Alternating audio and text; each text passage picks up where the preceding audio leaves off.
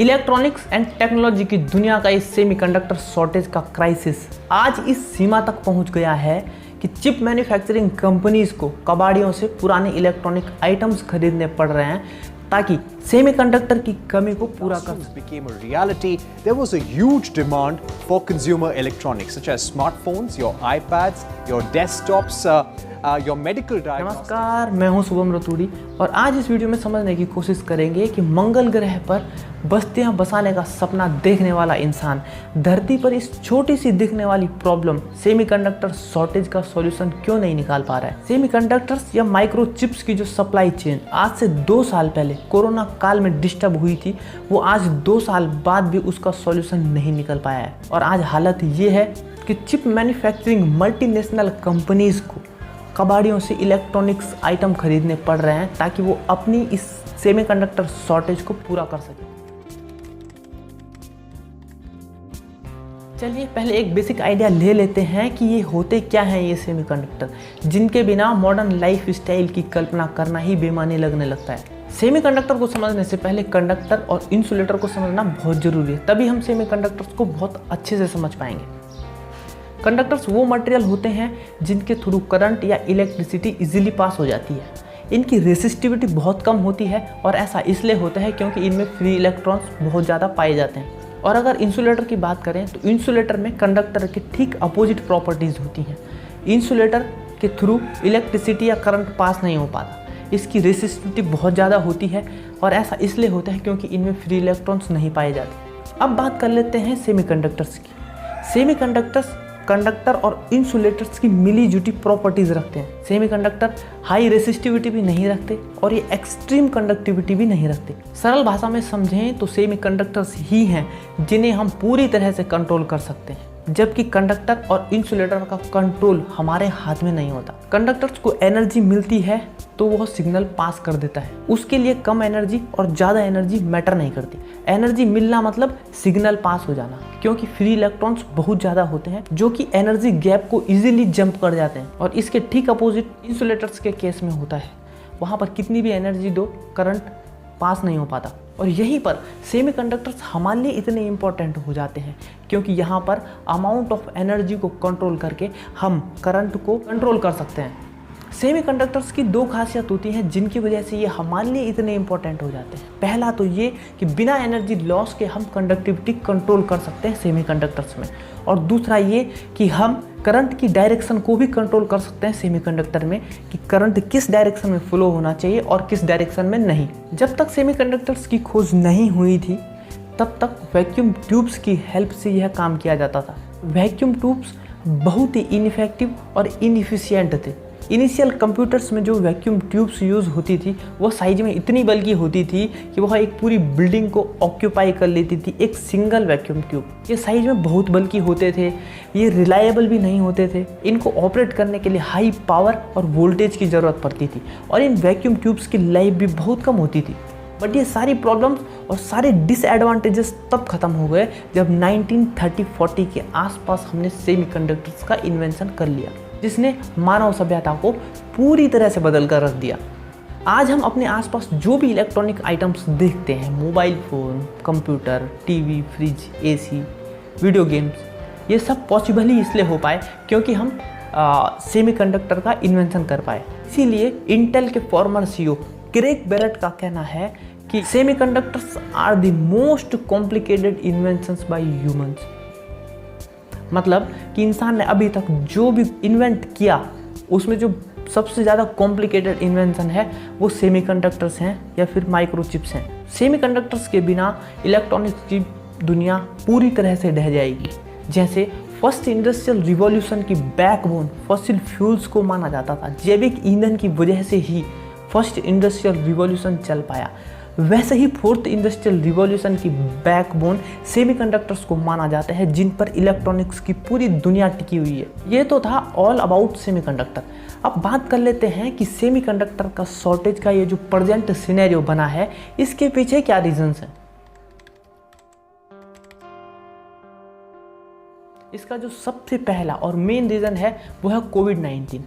Semiconductor की shortage की शुरुआत ही तब हुई जब कोविड की एंट्री हुई, क्योंकि जैसे ही लॉकडाउन लगा अदर मैन्युफैक्चरिंग यूनिट्स की तरह चिप मैन्युफैक्चरिंग यूनिट्स भी बंद हो गए। इसका प्रोडक्शन तो बंद हो गया, लेकिन ऑटोमोबाइल सेक्टर को छोड़कर बाकी सारे सेक्टर्स में इलेक्ट्रॉनिक आइटम्स की डिमांड बढ़ने लगी, क्योंकि अभी तक जो भी एक्टिविटीज़ फिजिकली हो रही थी वो सारी डिजिटली ट्रांसफॉर्म होने लगी।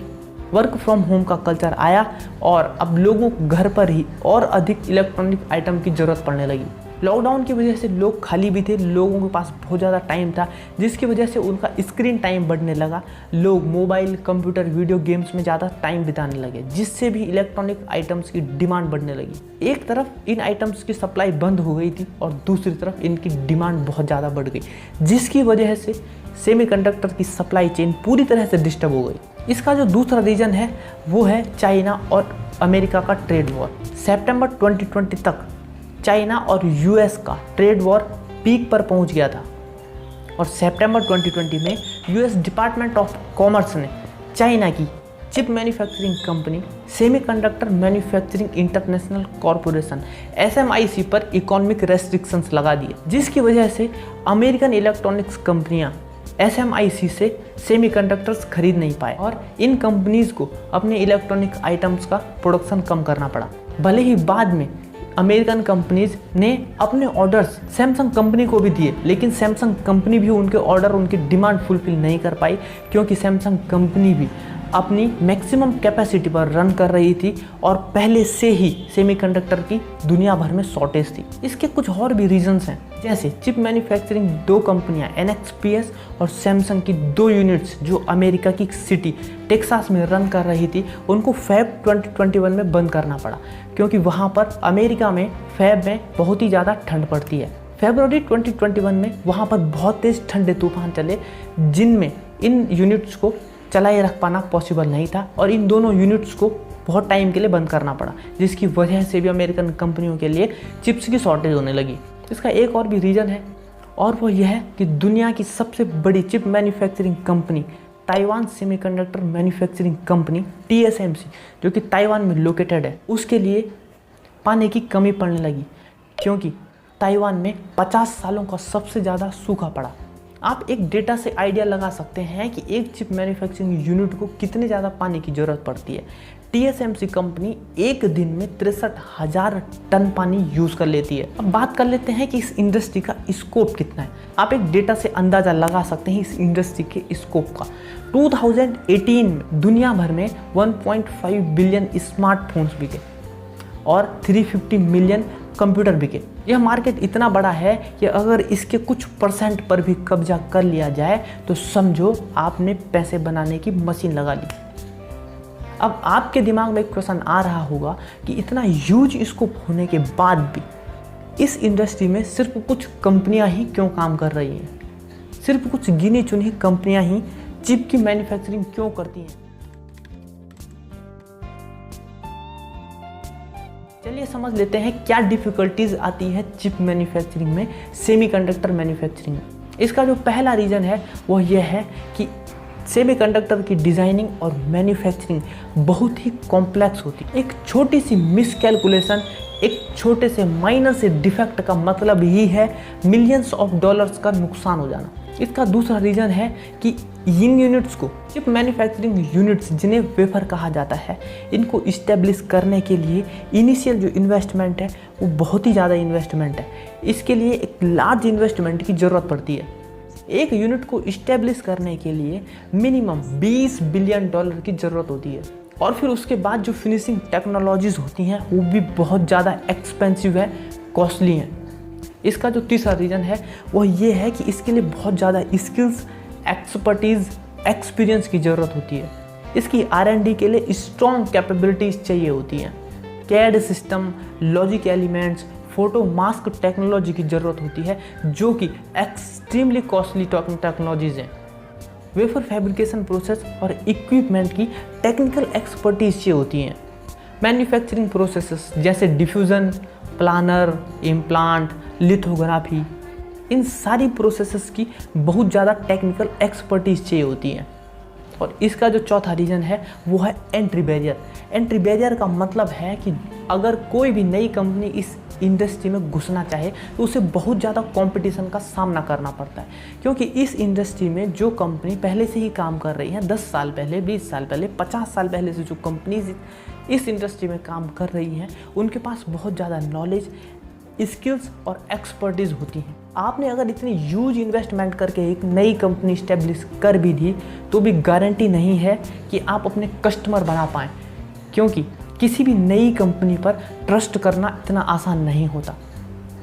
जैसा कि मैंने आपको ऑलरेडी बताया कि इसकी मैन्युफैक्चरिंग एंड डिज़ाइनिंग बहुत ही कॉम्प्लेक्स होती है। इसकी जो यूनिट्स होती हैं वहाँ पर बैक्टीरिया तक की इम्प्योरिटीज़ को भी टॉलरेट नहीं किया जाता, वहाँ पर धूल का एक भी कण नहीं घुस सकता।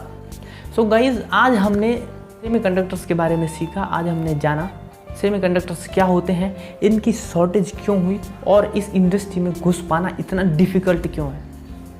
उम्मीद करता हूँ आपको वीडियो इन्फॉर्मेटिव लगा होगा।